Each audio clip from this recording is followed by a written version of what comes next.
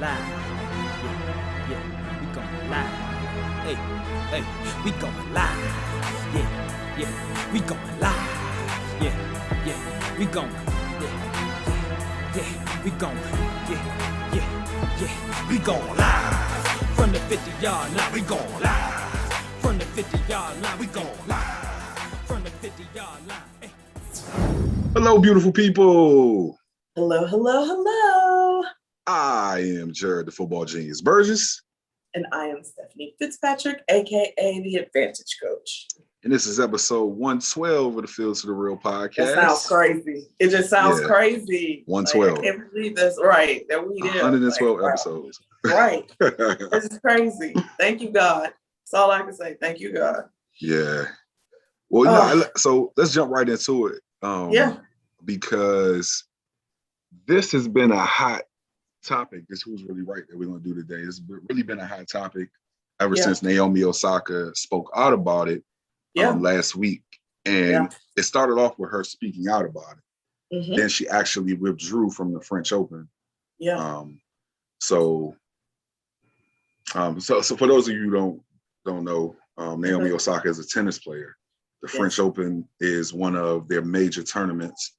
And Naomi spoke a little bit about her mental health and how some of these interviews that they're forced to do, and they're forced to do them contractually, isn't really good for the mental health of the athletes. But she used her experience to speak about it. So she has been suffering from anxiety. Since 2018.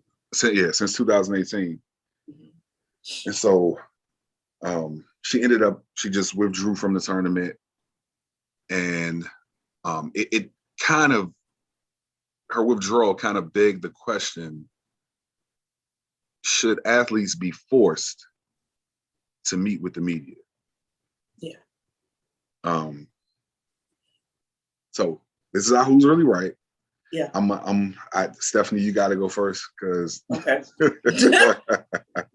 I'm going to have to speak about your, the side that you give and preface it by saying, what I say. So okay. No problem. I think everyone needs to hear yours first. Okay. So, first of all, let me say that I think that the way that it was handled was wrong. I'm going back for a minute just to say, I think that the way that this was handled was wrong, because what happened was she missed the media, after her match, she missed the media thing, and they fined her. Right. And actually were making threats to kick her out of the French Open, basically. So she just withdrew. Okay.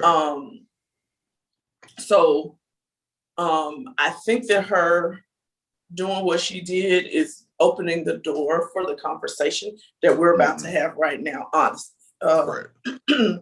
So I'm going to say that I feel like they should not be forced to have these media opportunities or media, press conferences and stuff, because this is not everybody's lane. Right? Everybody isn't built for that. Some people just want to do their job and go home. Mm-hmm. Some people are built for this. There are some people you can just see it's in them. It's just how they made. They want to be in the limelight, and you should absolutely have those people in the limelight. But the people who don't want to be, especially when you start talking about, because for me, this is less about her just, we could say she was being like they used to do with Marshawn Lynch. He just being, whatever extra, whatever. But y'all don't know that man's backstory.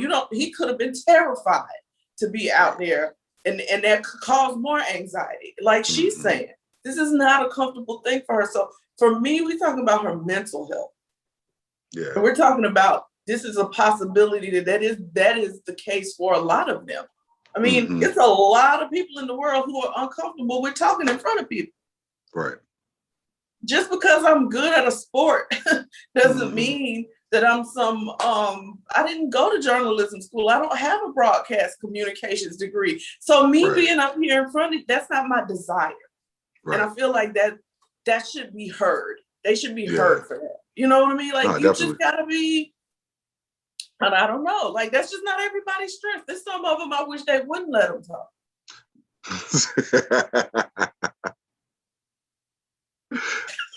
I'm just saying. I was gonna stay away from that one, but yeah. No, I'm gonna say it. It's some of them that I wish they would not let them talk. But that's not even, I'm not even tripping on, you know, that part. It's just really, literally, this is, if somebody is so adamant about not doing it, you need to maybe do some investigation on why. Like, y'all look like some real heels at this point, because she came out and said, like, I've been suffering from anxiety for 3 years. Mm-hmm.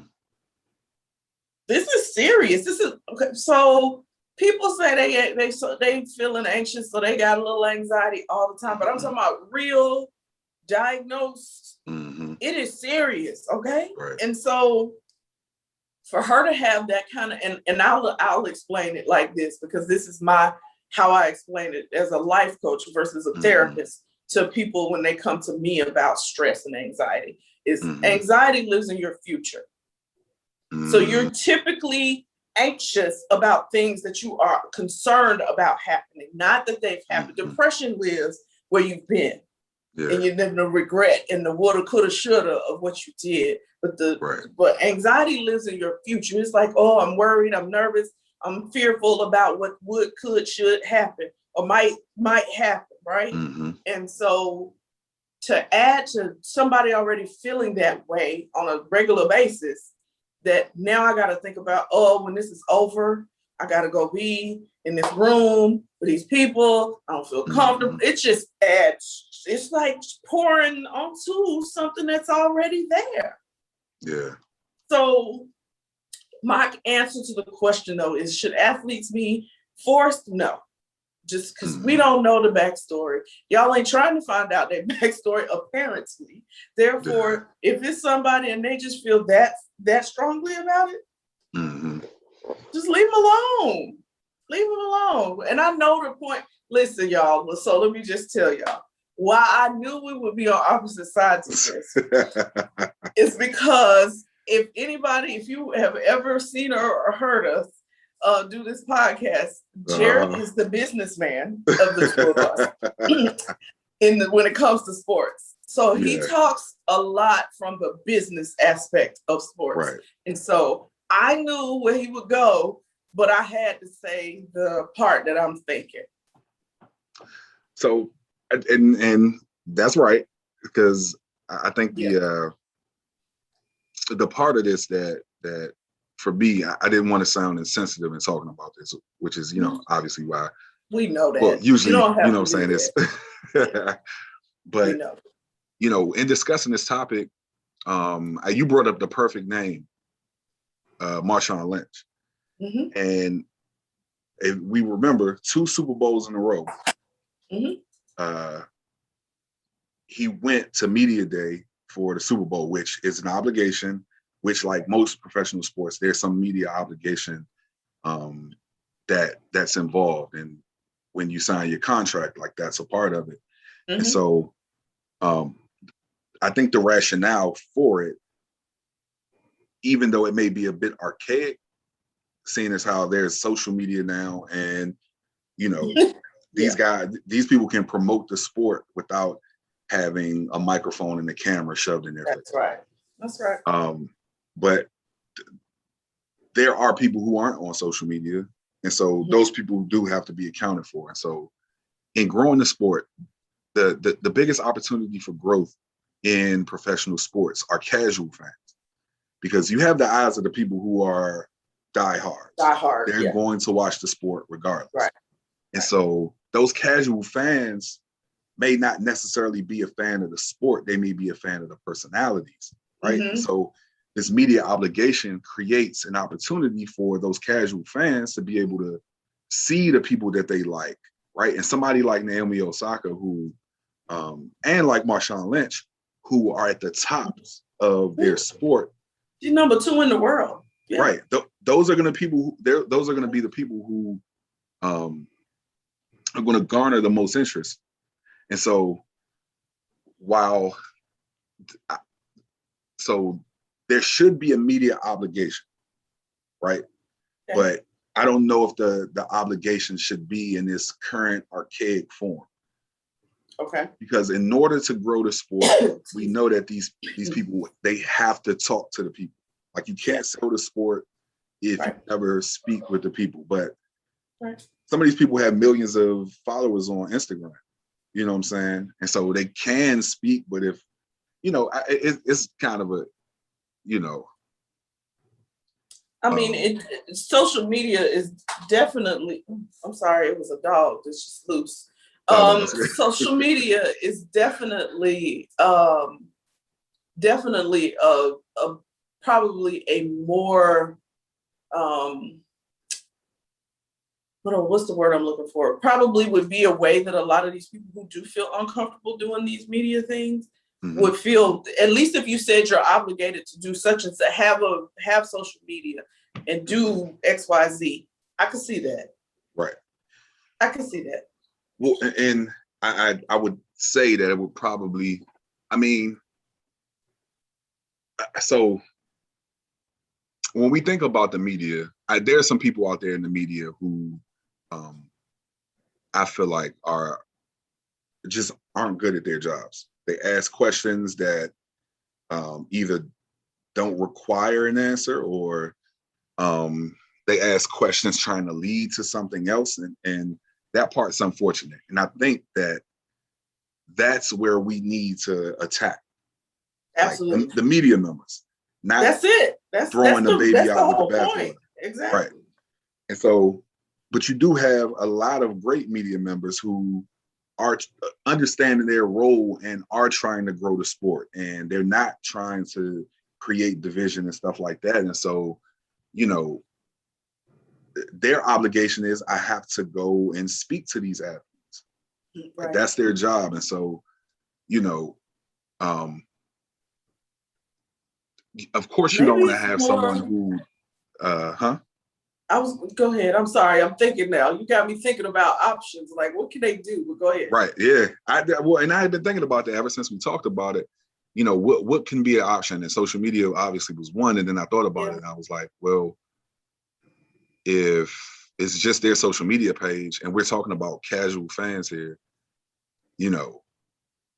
that might not be enough to grow the sport, because you're talking to people who already want to see you. Yeah. Right. And so that just may not be enough. And maybe we can find a way, like, okay, so in Naomi's situation, the thing that I felt that she could have done was the same thing that Marshawn Lynch did. And I'm just here so I don't get fined. Just sit there. Yeah, and there's a time limit on the obligation that you have to speak to the media. Right. You'll see guys do this. You'll see guys sit there, and I think Kyrie Irving is probably famous for doing this. He starts, no matter what they ask, he starts talking about whatever he wants to talk about, whether that be injustice, whether that be, something going on overseas. Yeah. Like, the thing is, like, I'm going to claim this, back my whatever. You gonna make me be here, I'm gonna claim this time and use my platform. Right. Exactly. Yeah. So while I do understand, I thought that there were like ways that, because unfortunately, until something changes, the job is the job. Like, I would hate to see her lose out on as much money as she would have lost out on because of the media obligation. I think even the best performers don't want a camera in their face after a loss. It's good after a win. Nobody wants a camera in their face after a loss, but it's some people who are built for that. Right. And even at a loss, even with a loss, they would be okay with that. I feel like maybe what you do for somebody like a Naomi Osaka is you maybe you have somebody do a one-on-one. You know what I mean? Versus, I think some of the intimidation is not just some of these people who are divisive and asking these messy questions, but also the volume of what's happening, right? You probably, it's like looking at, I just remember the show Designated Survivor. Every time they walk into that media room, it's 30, 40, 50 reporters in there, and they got cameras flashing, lights, and people fighting and vying against each other to ask questions and all that kind of, like, that is a lot for somebody who is uncomfortable in that situation. Yeah. That is, and then you already, on top of that, you got anxiety. Yeah. That's just, it's a lot. I mean, it clearly speaks volumes to how much it bothered her that she would actually miss it and then withdraw. Like, that speaks volumes. Right. And not even just that she's withdrawn from the French Open. She's like, I'm stepping away from tennis. Yeah. This isn't just I'm going to just go away because y'all want me to do this one. No, she's stepping away from tennis. And y'all heard me say she is the number 2 player in the world. In tennis, yeah. You know, you just said something kind of that's going to lead into our next topic. Mm-hmm. So first, let me say, let us know who you think is really right. Stephanie is on the side that the media obligation it should not be a media obligation. I believe that there should be, but there may need to be a new way that it needs to be done. And I think that honestly, that's kind of where we meet in the middle, that you don't think that it should be an obligation. I understand why there is and why it needs to happen. But I think we both agree that something needs to be done with the way that it's happening. Absolutely. With the way it is right now is not working, regardless. Yeah. So let us know who you think is really right. Yeah. All right. So what you said in that last thing was, you said some people just aren't built for that. And so Serena Williams came out and she made a comment about Naomi Osaka deciding to withdraw from the French Open. And I wasn't going to read the entire statement, but I think in order to give folks context on what was said and kind of allow them to make the determination for themselves, I should read the entire thing. Let me see. Here we go. Let's just see. The only thing I feel is that I feel for Naomi. I feel like I wish I could give her a hug because I know what it's like. Like I said, I've been in those positions. She then goes on to say, not everyone is the same. We have different personalities. I'm thick. Other people are thin. Everyone is different and everyone handles things differently.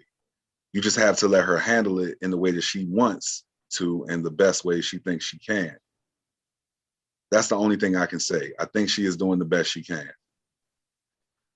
So on the surface, right, that statement feels encouraging. But when you dig into it a little bit, the part when she gets to I'm thick, other people are thin, is where I feel like there might have been some subtle shade or a dig there. Okay, so you read the whole thing. You didn't read the whole thing the other day. This time you read the whole thing to me. So I'm gonna let you finish and then I'll say what I'm saying. Okay. I think that I don't think that part was needed, right? Unless you're making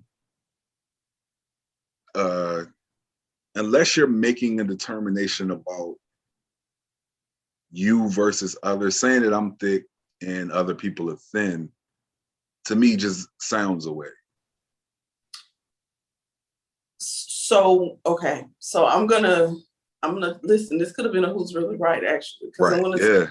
I'm gonna take the other side of this and say, I think she was trying to, this is what I think she was trying to make the statement of, that people are different and we have to respect people for their differences. And I think she was talking from a literal standpoint, that in tennis, she is considered a thick girl. And then other people are thin. But you don't think that she meant that? Difference. I don't think she that meant it like skin, like I got thick skin and other people got thin skin. I think she was literal in saying she was trying to draw a reference to something about her that made her different as well. And so she was saying, I'm thick. Did not take that from there. Okay. So light bulb moment, because I'm sitting there, I'm trying to figure, okay, how did that apply? But now that the light bulb just turned on. Yeah. So making a comparison. She was trying to make that reference, like that people are different, and we just have to respect her and honor her and let her do her. That's her whole point in that with that statement. Just y'all chill out, let her do her. Like, I'm thick and other people thin, but that don't mean you know what I mean? Like, I don't think she meant it. Like, I think she literally was talking about, listen, I hope that this was a literal statement. She was just making a literal statement, because the words before it and after it would make that sound kind of weird to be get throwing shade in the middle of it like that. Like, but it makes sense when you read the whole thing that is what she was talking about. Okay, so Serena Williams, I owe you an apology. And if indeed that's what you meant, I owe you an apology, because when I first saw this, I was like, ew, that was ugly. Yeah. You know what I'm saying? When you said it to me, I was like, what? Wait, what? Right, like, when we talked about it, like, no, what? And I paraphrase, and that's the issue with paraphrasing and headlines, because you don't get to the exactly. And have you feeling a way about somebody, and it's not even I owe you an apology, Serena. I don't, because it just didn't make sense to me. Like, when we talked about this, I said, of all people, the Williams sisters, after all they've been through, why would she be taught? That makes no sense. Like, it doesn't make any sense to me. So I'm so glad you read the whole thing. So I was able to get, like, I'm listening and I'm like, no, she's talking literal. Context. Like, I'm thick. Yeah. And she gets that's always a source of conversation. She's finally gotten to the point, I think, where people are like, she's just gonna do her, whether we talk about her skirt being real little or not, right? Yeah. It is what it is. Right. Yeah. All right. Again, Ms. Williams, I apologize, because I was really like, I was side-eyeing you, you know what I'm saying? Yeah. That was an overthink right there, too. Yeah. That was an overthink on that one. Yeah. Well, so in the context of the way the story was, and in the context of how the quote came out, and in thinking about the fact that, I mean, I don't know if there's any beef there. Right. Like, I think that a couple of years ago when Naomi beat her, like, they did show love, but you heard like rumblings of like some type of like, issue or whatever. And I felt like maybe they just saying that because you got two Black women who are in this final, and the youngin has just planted the queen. Right. Yeah. So, maybe this is, so I guess maybe when I rated it, I jumped back to that and was like, is there something there? Because in the context of the media, this is why people don't want to deal with the media, because they're gonna spin it to make it sound just like, they're gonna take what she said and spin it to make it sound just like what you thought. Well, and so when you're reading it too, it's a lot different than when you hear somebody say the words, right? Yeah. In both of the cases, like, I actually read the quote. I didn't actually hear it say it, and so now that's real, because the way you hear it and the way it's presented to you can truly affect absolutely, the way that it's taken. Absolutely. For sure. So we just gonna give you the benefit of the doubt that that's what you mean. Like, that's just, I'm gonna stick with that because I love you and I don't want to have no feelings about this. So I'm just gonna stick with the literal, and we're gonna move on. We're gonna go with that. Yeah, we're gonna roll with that. Yep. Let's move on to these NBA fans. What's going on? So funny, we had our conversation. And then we had our meeting between patients for me, right? Right. And then my next patient and I had the same conversation about this. So funny. So let's talk about this, and then I'll tell you how they kind of took what we were trying to take out of this. They put it in. Go ahead. Okay. So there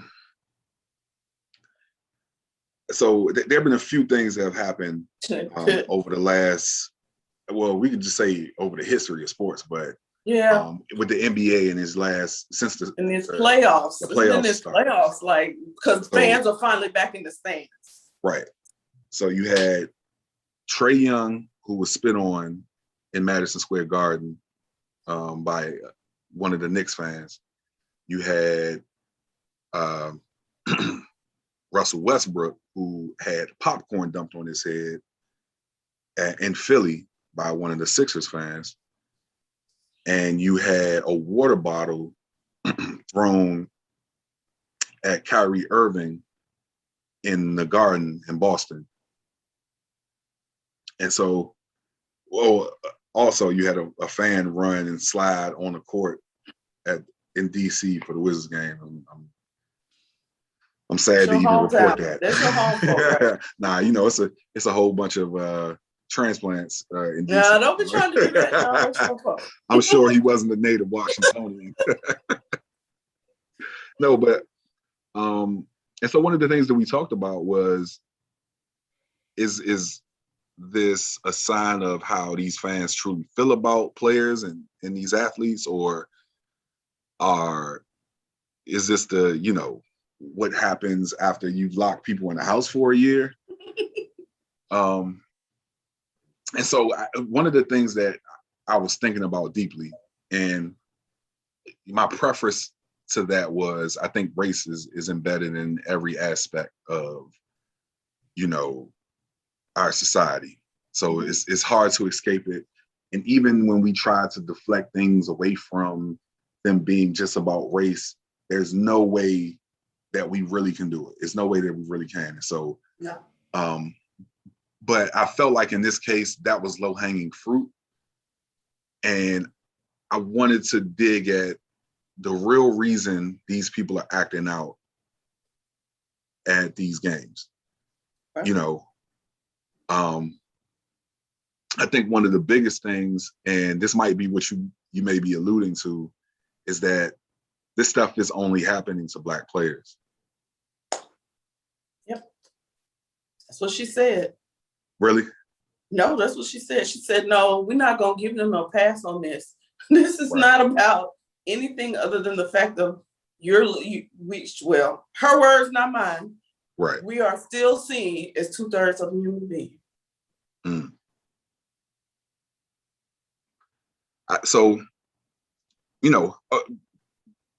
What I said, like I truly believe, like I said, that racism and racial issues are just embedded in the fabric of our country. I think specifically when we talk about football and football and basketball in particular, had another point coming to my mind as I was talking, so I'm sorry. But football and basketball in particular, where it's over 70% of the sport are Black players, then, and the majority of the superstar elite level players are Black. It's if you're a fan and you don't like the other team's best player, with the exception of a couple of franchises, it's probably going to be Black. So if you're aiming to pour popcorn on someone because you're just a fan of the team and you want to show your displeasure to the other team, and you're trying to pour popcorn on their best player, it's 7-8 times out of 10 he's going to be Black. It's out of pocket. I don't care. No. I'm not excusing the behavior at all. Yeah. I'm trying to in this case, I didn't want to just jump the race. I'm trying to understand, because so what popped into my head was baseball, right? Mm-hmm. In baseball, even though a lot of these players, a lot of the players look Oh yeah, Black, they're not African American. American. Yeah, they're Right. melanin, but they're not American. Right. So some of them receive the same type of treatment, right? Like I when I was working at at the Nationals, the park that they played in DC when they first got to DC in 2005. I was working those games, and it'd be all types of players that would get stuff thrown at them, you know, For sure. from the other teams. I remember, I can't remember his name, but he was older at the time. I want to say he might have been a 45-year-old player at the time. Okay. But you know, he had somebody threw beer at him, you know, and so part of me feels like this is a thing where people, they don't view these athletes as being human. They're commodities. Yep. Right. And so even that, I guess, is still embedded in racism, because when you think about the people who are performing these acts, a lot of them are white. Right. You know, and they're not doing it to white players. It's not like they aren't there. Right. Let's be clear. Every team in the NBA is not all Black. No. There's not one team that's all Black. So, but we hadn't heard nobody doing this to Luka. I did, and so that was gonna be my thing. Between I want to say the Mavericks and maybe the Denver Nuggets are probably the franchises where the best player on their team is, well, they aren't American born either. So I mean, I don't know that part really matters, because you just said about baseball, they don't care. It's just the melanin in their skin. Right. Like literally. So I don't know that matters. But let's talk baseball. Yeah. Right? Because baseball is probably the most non-melanin sport outside of maybe soccer that you'll find, right? Right. And I mean, it's possible, but I haven't heard many stories about these types of incidents with the white players on these baseball teams. I think it happens, but I don't think that it's as publicized, and it's not as visible as like something like that happening with the NBA or the NFL, where we see that it's an issue, right? Yeah. I've seen some crazy stuff happen in baseball games. Like as a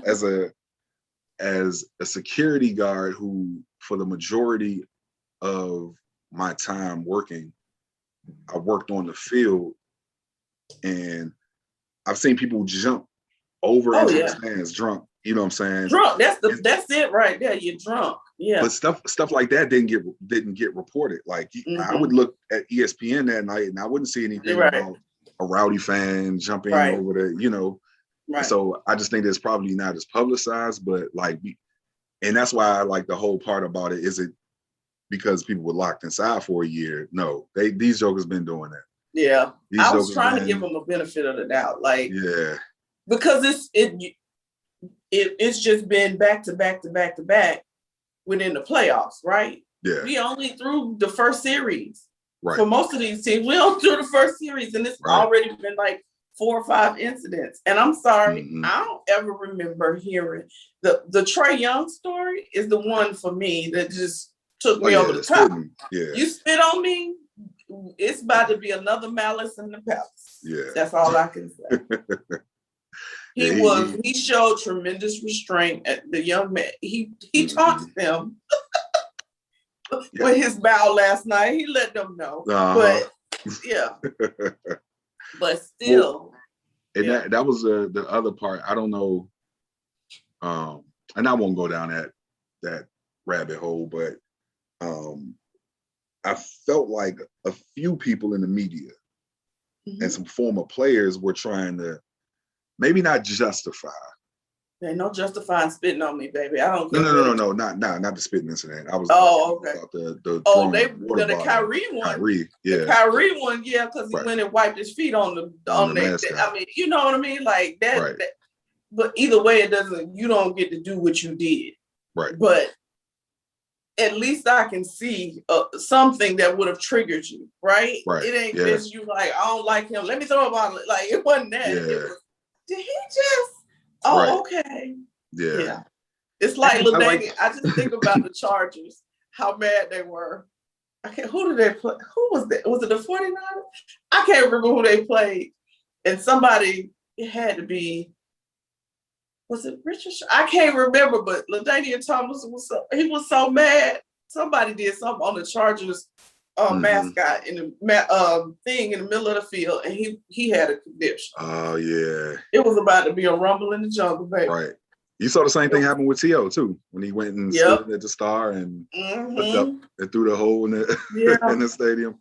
So I mean, but yeah, those are things that are a little more antagonistic, and I get it, but it's still not right. Yeah. No, y'all need to respect people. That's all I'm gonna say. The same way you would want somebody to respect you on your job, you need to respect them because they are at work. Right. So yeah, that's messy. Just messy. Either way, I need them. I'm glad these people are being arrested and charged and charged and banned from coming into these arenas because you shouldn't have the privilege of being able to come in here if you're not going to act like you got some sense. Some of these statements, though, are making me feel like they're being very ambiguous with the language of what they're doing, banning these fans because, quite possibly a lifetime ban. That don't sound like we gonna really ban you. Definitely gonna ban you, right? It sounds like we gonna ban you for maybe a year or two, and then we're gonna ban you until they forget. Right, until they forget. Right. We're gonna ban you. You can't come back until the smoke clears, sir. Yeah. Man. So, and then you're gonna have to sit up in the top. You won't be able to sit down there. You're not sitting on. You're not gonna get sit nowhere where no spit can touch one of these players. No, right. It'll almost fall off 50 Cent, and then you was gonna die anyway. So that would have been ugly. That would have been ugly. Listen, oh my gosh, so ugly. Well, anyway, all right. Let's jump to what we're seeing now in the NBA playoffs, because we're seeing some teams who perform really well in the bubble have either been eliminated already or on the brink of elimination. Absolutely. So when we talked about this, we talked about the last two teams in the East was Celtics and the Heat and the Celtics. And in the West, it was the Lakers.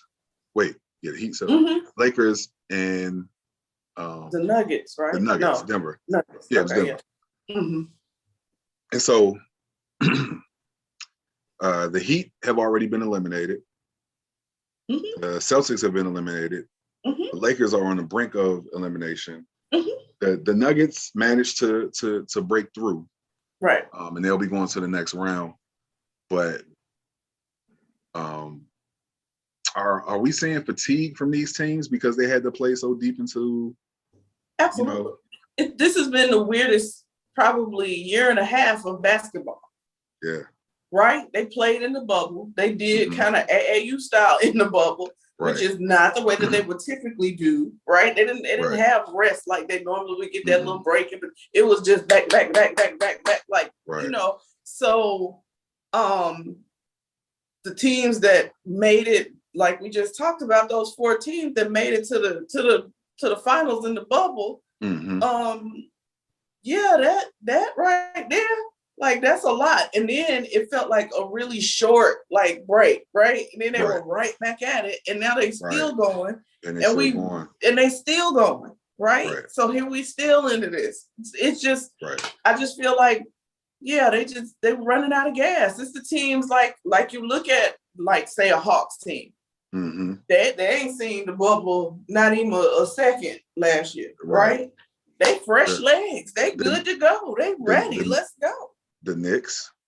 Yeah. The fact that the Knicks were number 4 in the doggone, listen.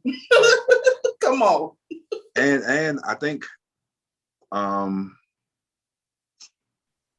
least the 3 teams, including the Lakers, obviously I hope that they don't get eliminated, but it's looking bleak. They all of those teams have dealt with significant injuries, whether it be Jimmy Butler, right, or Duncan Robinson, or obviously AD, good Lord, Chandelier, baby. But that even speaks to your point. Like, if those teams are seeing fatigue, then you're going to see your body breaking down with somebody like AD. You know what I'm saying? And this might be from the fact that he has been injured so many other years, but I know that it might have been a great financial decision to have them go back to back like this, but it might not have been the greatest decision for the product, because if the Lakers aren't in the playoffs, you're going to have a lot of casual fans who either hate or love LeBron, who are not going to be watching the rest of these playoffs. They just either wanted to see LeBron win, again, which is me, or they want to see LeBron go down and they got their fill, and whatever happens with the rest of the playoffs is what happens. So I do believe that we'll see the ratings go down if the Lakers get eliminated. Let's talk about that next week. Yeah, definitely. Yeah, that might be a who. I can tell by your response that might be a who's really right. Yeah, let's talk about that next week. I'm just curious. Like, okay, let's talk about that. I'm gonna have to make sure I put that on there because I don't know about that. But anyway, okay. Yeah. Okay. All right. Catherine Reiche. Is that Reiche? Yeah, Reiche, I think is what it is. Catherine Reiche. Yes, I think it's Reiche. Yeah, I've messed that all up. No, it's fine. You're good. I may be wrong. I'm the one that's horrible with names. So listen, either way, this is really dope. She is now the highest ranking female in personnel in NFL history. Yep. And she is the VP of football operations for the Philadelphia Eagles. Loving this. This is loving this. We talked about how the NBA used to just get it right. Now the NFL is starting to catch up, and you see that women who have the ability are being placed into these positions, and I think it's an awesome thing. It's smart. I mean, listen, I don't know too many men who would argue with the fact that women we can make some stuff happen. Mm-hmm. You know what I mean? Like, literally, we can make some stuff happen. We detail or like, I've had a man say to me, which was kind of offensive, but I guess it's true. You handle that stuff right there because women are more detail oriented. I'll just do this over here. Like, wait, what? Excuse me? Like, handle that over there. You more detail oriented. Oh, okay. So, but no. But this is really, really cool. I'm really excited. She's young. Like this chick, what is she, 32? Oh, wow. 32 years old. That's some Sean McVay stuff right there. Yes. Right. She young. Wait, if she was born in 89, she's 32, right? Yeah. Yeah. Yep. Yeah. She is 32 years old. Wow. And this is big. Like, I love it. That type of position? Right, but she worked in the front office for in Canada, in Canadian Football League. Okay. For the Montreal Alouettes. Alouettes, yeah. Alouettes, thank you. The Toronto, listen, these names, Argonauts. Yeah, that's it. Yeah, and the XFL, she was in the front office for the Tampa Bay team. Oh, that's dope. You know what? There might be a good time to announce that the USFL is coming back in 2022. I know. That's going to be awesome right there. I'm excited. When I saw that, I was like, oh, I love it.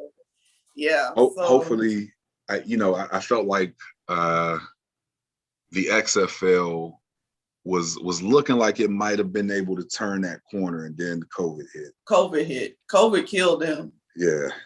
Yeah. I think they'd have been able to. They would have been able to do something without COVID. Yep. Yeah. So this chick, she's got a master's in tax. So she's obviously from Canada. Yeah. That's why her name is what it is. Yeah. And so she's got a law degree and a master's in tax. So she's got her laurels, okay? Yeah. Y'all, yeah. Yeah. So I'm this is dope though. Yeah. Shout out to her, you know what I'm saying, Yes. for receiving this opportunity. I love it. Shout out to the NFL, shout out to the Eagles for, you know, saying like we going to invest, we're going to put our money where our mouth is. So that's right. diversity. That's, really that's diversity. Hello. Mm-hmm. Right. Equity. Hello. Yes. Right. Thank you. Inclusion. Right. Hello. Yep. Yeah. I love it. Congrats to her. Yes, absolutely. All right, on to the real. On to the real.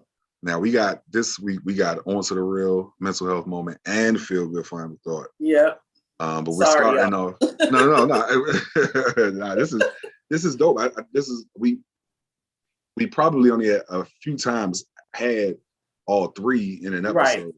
You know, but I think this is dope. One, because I've actually followed this guy's, not his on-field career, but kind of his career as a personality influencer now, actor, Mr. Devale Ellis, yes, who is a former NFL wide receiver.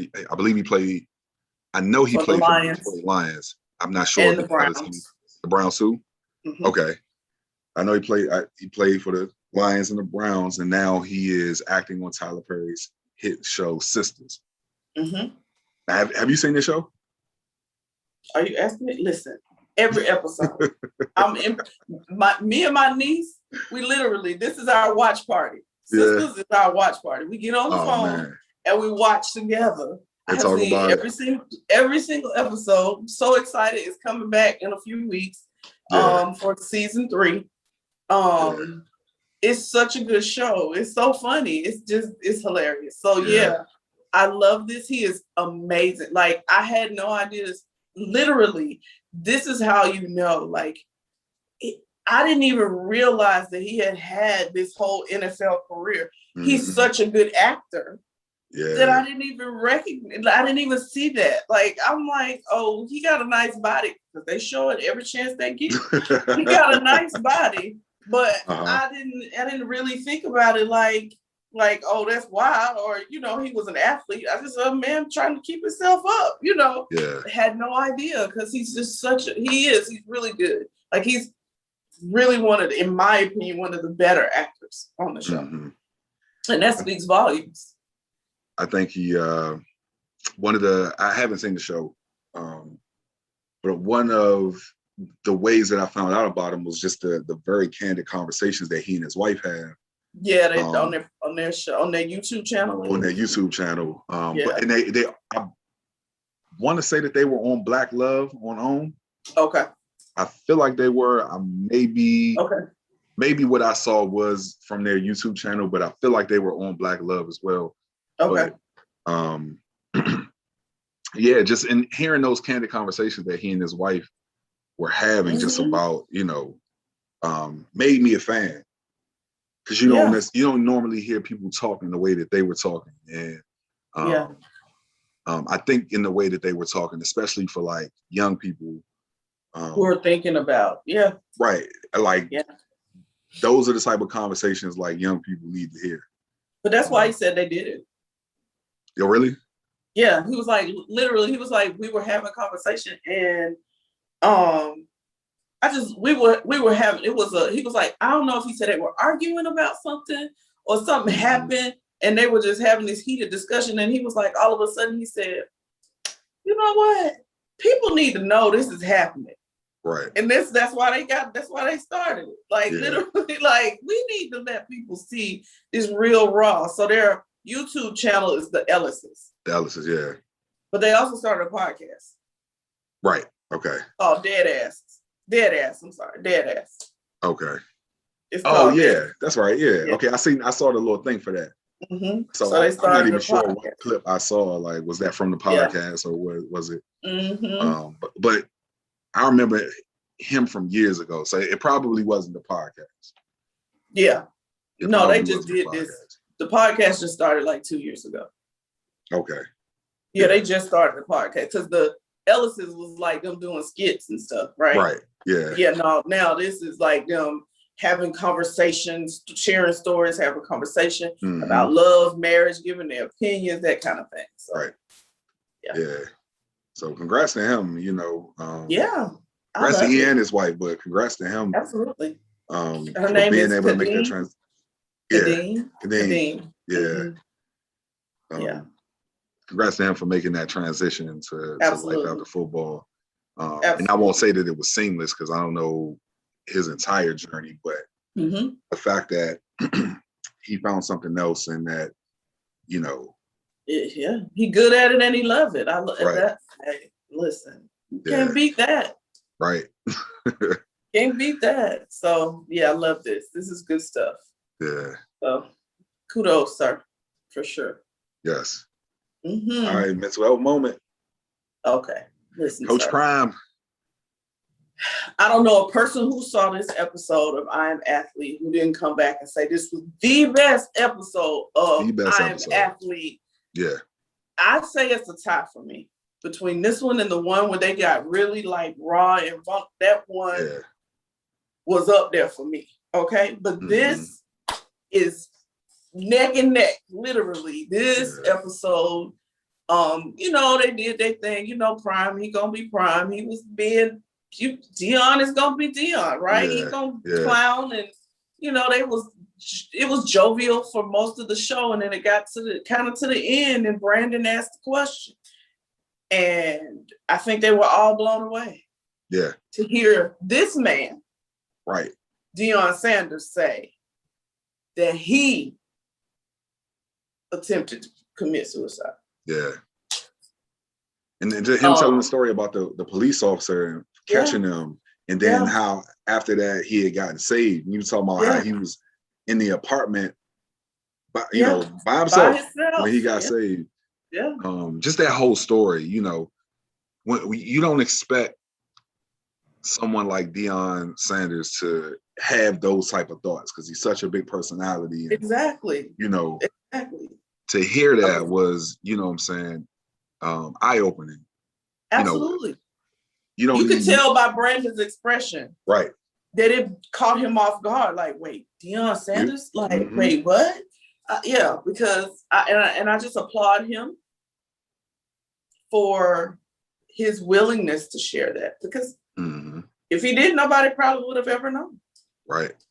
Right. Because, nobody... It got swept under the rug some kind of way, right? So nobody ever would have known. Yeah. Yeah, so I thought that was dope that he shared that. Absolutely. Absolutely. Shout out to him for his bravery. Yes. And he just always dropped, he was dropping there was a whole room of gems, like for real. It was. Whole room of gems. I love the, obviously the talk about HBCUs and what he's trying to do and his mindset about it was just inspiring to hear. And I loved how Brandon was like, no, Channing, we got to get on board with this. Like, fuck all this ignorant talk you talking. Like, we got to get in with him on this. Like, get behind him with this. My nephews, they coming to you. Like, you know what I'm saying? Like, that was big. I love it. It really was. And it's funny, Channing's perspective is what I had in high school. Most kids do. You get all of these amenities at these big colleges. You get diamond clubs and all that kind of But, and I say this, and I thank God for my opportunity at my HBCU. I would not change anything about my route and trajectory. Like going back over it, there's not a school that could have offered me a scholarship and offered me an opportunity that would have trumped my experience at Howard University. We had this conversation before we started the podcast. So right. Yeah. So I get it. I do. I get it. I just, but most kids, they're looking for that 5 minutes of fame, right? They looking to be on TV. Like they said, they looking to be on TV on Saturdays. And they looking to, so that's why he's trying to change those things. We know we're all off the mental health moment, but he's trying to change those things and, you know, make it where it is more mainstream. And you do see HBCUs every Saturday, just like you see Power 5 schools. Like that's what he's trying to do with what he's doing. And I applaud him on every level for I love that he's Deion. Okay. Yeah. I just love that he's Deion. I love that he loves the Lord. I love that he don't hide that that's a core part of who he is. And he does not shy away from speaking about it and letting that be known. I love it. I love all of it. Love all that. Mm-hmm. Yeah. Shout out to him for that vulnerability. Absolutely. Absolutely. For sure. All right. Feel good final thought? Yeah, this is cool. Keena Turner. Yeah, this is cool. Former 49er linebacker. Okay. Played for the 49ers. Had a very special moment this year, recently. He and his daughter Ella graduated from Purdue University together. Oh, wow. That's dope. He played at Purdue, but left and did not get his degree, but came back and finished out with his baby girl. Yeah. That's dope. I loved it. I think a story that I heard that was kind of along these lines was Anthony Anderson. Him wanting to do the same thing with his son. But to see, you know, and hear this, you know, actually happen and see it, you know, I thought it was dope. One, as the example, as a father, I'm gonna go do this and we're gonna do it together. Absolutely. You know what I'm saying? So I can show you that finishing is important. Yeah. You know, so. No, I loved it. Yeah. And just the perseverance to, you know, not even be sweating the fact that it's 2 decades later, but you went and did it. Yeah. Yeah. Love it. Love this. This story is good on so many levels. This is good. I just thought it was like, okay, yeah, this is good. Good stuff. I'm smiling and crying a little bit, you know? Like, yeah, this is a good story. This was good stuff. So, all right. All right. Show picks. Show picks. What you watching? So we just kind of talked about one. Yeah. One of my show picks, because this was I Am Athlete season finale with Deion Sanders was amazing TV. Even though it's the podcast, I watch it. So it was amazing TV. I don't even think it could be called a podcast. I mean, I know that it gets the not video, but the audio gets placed in podcasting formats. Yeah. But the production quality of this show is way more than the podcast. Right. Deion 21st and Prime, that's a podcast. That's a podcast, It's not a podcast. Yeah. Right. Y'all got a TV show. That's a TV show, right. It's a TV show. That's what I look at it as. It's a TV show, right? Yeah. But no, that was one. And then Cam Newton's Sip and Smoke with Cam Newton. This cat, listen, he the coolest thing walking, okay? First of all, let's start there. Coolest thing walking. But I just love, you can tell he is thoroughly enjoying himself when he is doing this show. Because he is a brother who loves to learn and loves to uplift.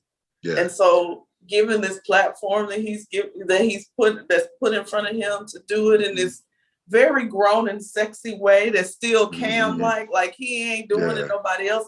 It's very Cam-like, you know. It's a little eccentric. It's a little, you know what I'm saying, a little cool, a little sexy. It's him. Right. And I love it. And I have enjoyed watching. For me, I enjoy the guests that he has, but I enjoy watching him. Yeah, I enjoy watching him light up, and you know they do their little toast and how they do the little everything. And when they say something that's a gem, he be like, "We got to toast," even if it's with the cigars. They toast. I love that. I just love this. It's grown and sexy. It is. I'm gonna give you that. I haven't seen every episode, But I have seen the David Banner episode, and I really enjoyed. Yeah, that was good. That was good. Yeah, it was really good. Yeah. Yeah. I've seen David Banner, Devale Ellis was on there. Mm-hmm. The Brat and her wife were Yes. on there. Mm-hmm. And I can't think of her name all of a sudden. She's married to Iman Shumpert. Oh, Tiana Taylor. Tiana Taylor, she was on there. I've seen those episodes. Very good. Yeah. And I watched those very different types of people on purpose. Yeah. I haven't seen the Steve Harvey one yet, but I said I was going to watch that. Yeah. Oh, that's right. He did have Steve Harvey on there. Yeah, he had Steve Harvey on there. He had quite a few episodes. Yeah. Yeah. So I'm excited about, continuing to support him for sure with this. Yeah. And even, I told you when I come to Atlanta, going to support, because this is he's using a part of the restaurant. They use it for the podcast and then they flip it back to the restaurant. When it's that that's good. And so we gotta go to this restaurant. Yeah, definitely. When I come, just support, you know what I mean? Like I'm all about that. Like I love it. Cool dude. So yeah, that's what I'm watching. Yes. All right. So I've been watching On My Block on Netflix, and this show is hilarious. I love this show. These kids are hilarious. Yes, they are. Yes, they are. But that's it for me. I'm actually anxious to get to this part of the show. Oh, okay. I was like, wait, no, he just cut that off real quick. Okay. Yeah. I'll watch On My Block. Bye. Yeah, bye. No, I've been super anxious to get to this part of the show because we teased it last. But I think it's very important that you tell the people what you've been up to and what you'll be doing going forward. So for the last probably 2-3 weeks, I've been in kind of a state of shock. Yeah. Because I want to say this in a way because I need people to hear it from a testimony. This is something that I want people to take away a lesson from. Okay, so life coach is coming in right now. This is a lesson. So I'm going to share this as a lesson. Probably about a month ago, the Pro Football Hall of Fame announced that they were starting a behavioral health program.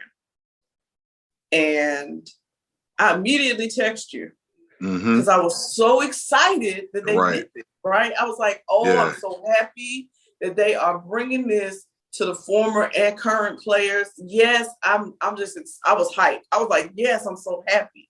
And so I'm at work happy about that, not thinking about it. I get home and I hear the Holy Spirit say to me, send them a proposal for a life coach. Do I now? So I'm obedient though. So I did it. And probably about a week later, I get an email that says, we want to talk to you. We got your proposal and we want to talk to you.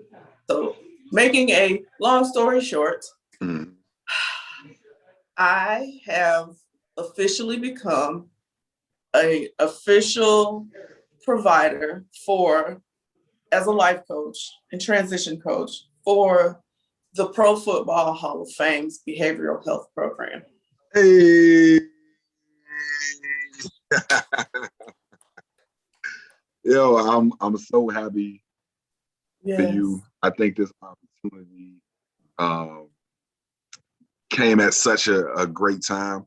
Yeah. And it's funny. I hear you say that you have been in shock, but like, I feel like I don't know that you obviously you didn't. I don't think you said it, specifically, but we were talking about former NFL athletes, and this was like a long time ago. We probably had to go back in the archives. We were talking about NFL athletes, and you were talking about like you could just see the passion in you wanting to help, and you talking about it like so. When this opportunity came up, I know you were being coy, but it was like that's it. like this is the opportunity. You know what I'm saying? And to see it come to fruition, to be this close to you and see it come to fruition is just like, you know what I'm saying? Like, exciting. It's amazing. I'm uber excited about the opportunity to work with these athletes. And the really cool thing about this is the Hall of Fame, the behavioral health program, they don't want to just work with NFL athletes. They want to work there, like they might be, you know, bringing in other sports as well as they are in talks to bring in military.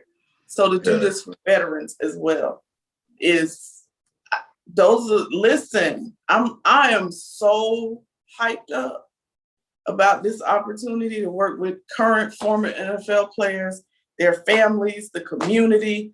I'm excited. I'm excited. I'm just excited. I'm ready to go. Like I was born for this moment. That's what I say to myself. Like I was born for this moment because that's where my passions lie. And I'm excited about the opportunity to be able to just go forth. But I want to bring it back to the lesson, y'all. The lesson was being obedient. Right. Even in being afraid, being obedient. Okay. Yeah. So I don't care who you are, where you are, if you hear, you know, everybody ain't spiritual. So I'll say, you hear that little voice, or you hear something, or something make you something kind of feel like you should. That's the Holy Spirit. I'm gonna just say whatever, but you should act on it. Yeah. Because listen, I wouldn't be here if I hadn't. Right. Right. They weren't gonna just find me, pull me out of a hat somewhere.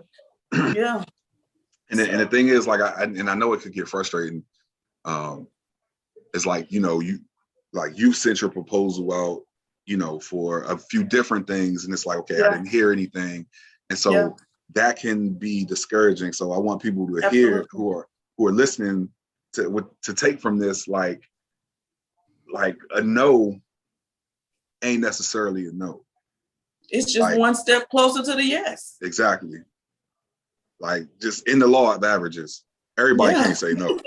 You know what I'm saying? And so don't get discouraged to where you don't push for what might be the right opportunity because you've heard no before. And let me go spiritual again on you, Jarrett, with that one.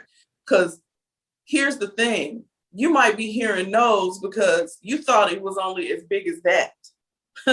But God knows it's even bigger. It's bigger, yeah. So let me just be clear. The other opportunities I've reached out to were not this big. Nah. Okay. Nah. Okay, so let's just be clear. I wanted to be real clear. So this was a God ordained thing. He intended for me not to get yes from those. He needed me to get this yes. Right. So that I'd be on this level because I get to work with players across the country. Right. Yeah. I mean, when I was first, talking about it, and I was like, I was trying to explain it to somebody, and I was like, yeah, she's gonna be, be able to work with all of the people in North Carolina and this, that, and the third. And then I came back and asked you to make sure. You was like, nah, this is gonna be people across the country. And I was like, excuse me. Yeah. Yep. I'm available to anybody, anywhere in the United States. Actually, I'm available to anybody, anywhere across the world. Yeah. But because I am an internationally certified life coach. So I do have the ability to work with people across the world. But so no, I'm available to anybody, anywhere in the country. I love it. Who needs to speak to a life coach. I'm here. Mm-hmm. Man, it's awesome. It's awesome. Yeah. So congratulations. Thank you. I'm super proud of you. Thank you for your support. Listen, it wouldn't have happened without him, y'all. Just so you know. So thank you for your support. We almost had to fight about it too. You was like, no, I can't take this. No, I was like, I can't take this. You ain't about to block my blessing. Right. You noticed after you said that, I just shut up. Right. Like, that was the last text message. That's it. Yep. I was like, okay, well, okay. Yeah. So I really appreciate you for seeing in me. Like when we talked the other day, and you were talking about how, you had this conversation and what was said to you for me. Yeah. But just hearing you talk about, it just does my heart good to know people see my heart. Yeah. You know what I Right. mean? Like that this is not, for me, this ain't like it was said, this was not about clout. This ain't no This clout is chase. not about my name being out here. I am just Shout out to uber Ronnie excited. Yes, Yeah. Ronnie, thank you. I need to say thank you because you're the reason I posted yesterday, honestly, because I was like, I don't want to say nothing, like literally. But this is truly because this is what God called me to do, and it's my heart, and I'm excited about helping, and that is it. Literally, that is the only reason I'm in this. It just happens to be that God said I needed to be on this bigger platform, but it is not because that I'm looking for anything. I'm literally just want to help, right? And I'm excited. And the people, I was about to say, the people who know you know that, but people who've only seen you from afar, even they can see that. So, you know, celebrate this. You know what I'm saying? And that was her words. Tell her to celebrate this. Yeah. You know.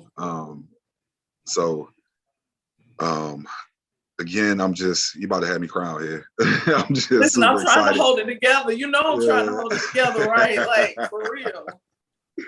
I'm super excited about this for you. I can't wait to see all of us, all of the people that you're gonna touch. Yeah. Yeah. I'm excited. Today I had a conversation, just to tell you, I had a conversation with a couple of the people at the organization and let them know, like, I was like, I'm a child possessed. The Holy Spirit just took over today. I don't know why I said it. I was like, so when the ambassadors, which are some of the former NFL players or current NFL players, when y'all go out on this next marketing campaign, if you need me, let me know. Excuse you? Did I say that out loud? And I said it to them today. Man. Now we're gonna mess around, see you in a commercial. Look, and this is how God works, right?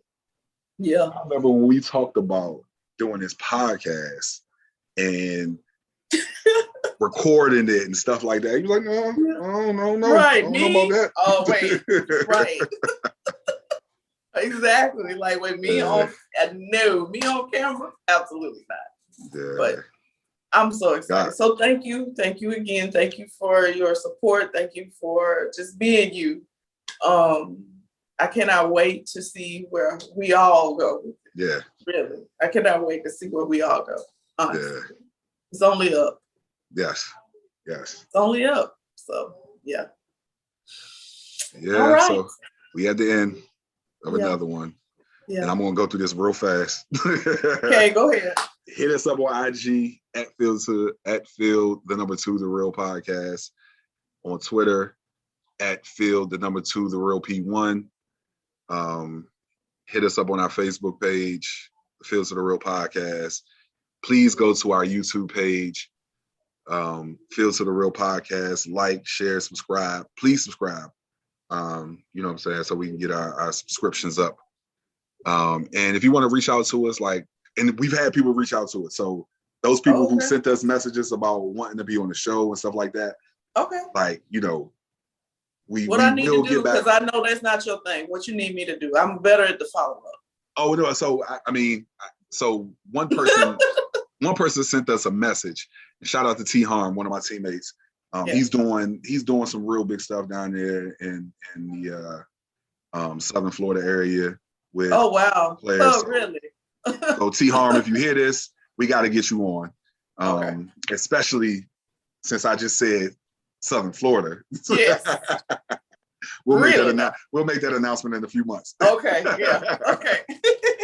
But so the other folks, you know what I'm saying, like if you want to reach out to us and send us an email, it's fieldtotherealpodcast@gmail.com. Is it Field the number 2? It is the number 2. Okay. Field the number 2, the real podcast@gmail.com. Hit us up, give us feedback, let us know if you want to be on the show. You got topics. Right, topics, you know what I'm saying, anything. And again, shout out to shout out to Darylyn for that Kwame Brown topic. Oh yes. She told us. Hopefully we did it justice, man. Right. No, because I've been watching. My eyes been glued to Kwame Brown ever since. Oh my God! Really? Okay. Yeah, he dropped some gems in some of that stuff that okay. talking about. So good stuff. Okay. But yeah, so we had the end of another one. All right. Love you guys. Yes. Peace. No peace. No peace. All right. Put the cameras on me, put the cameras on me, put the cameras on me, put the cameras on me, put the cameras on me, put the cameras on me, put the cameras on me, put the cameras on me.